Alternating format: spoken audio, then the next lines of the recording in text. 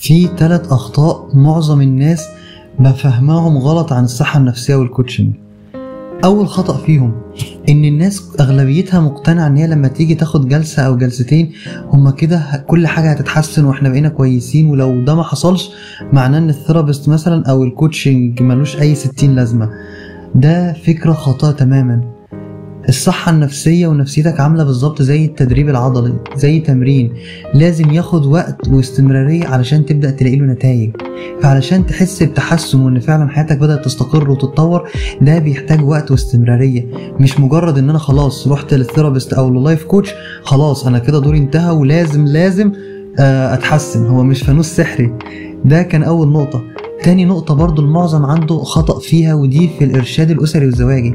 إن مثلا تجيلك الزوجة أو الزوج وهو عنده مشكلة مع الطرف التاني، شايف إن الطرف التاني فيه عيوب، هو جاي ومقتنع إن أنت هتقدر تغير له الطرف التاني ده.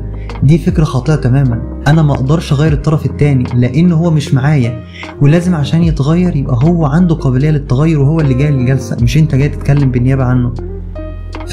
مش شرط ان هو يتغير بمجرد ان انت جيت الجلسة، انت بتيجي علشان نساعدك ان انت تتأقلم ونساعدك ان انت تحسن العلاقة بينكم وتخليها توصل لأحلى واحسن مرحلة ممكن توصل لها.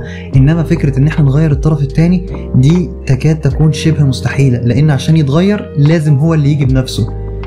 الخطأ الثالث واللي الأغلبية بيقع فيه ان هم مقتنعين او عندهم اعتقاد كده ان اللجوء للثيرابيست او اللايف كوتش دي وصمة عار، دي حاجة سيئة او معناها ان ضعيف الشخصية. بالعكس، طلبك ولجوءك للمساعدة من حد مختص ده معناه على قوة تحملك للمسؤولية، وان انت فعلا عايز تنجح بالعلاقة دي، مش مجرد ان انت عايز تهدها وخلاص. لا، انا متحمل المسؤولية وبحاول بقدر الامكان ان انا اساعد واخلي العلاقة دي مستمرة.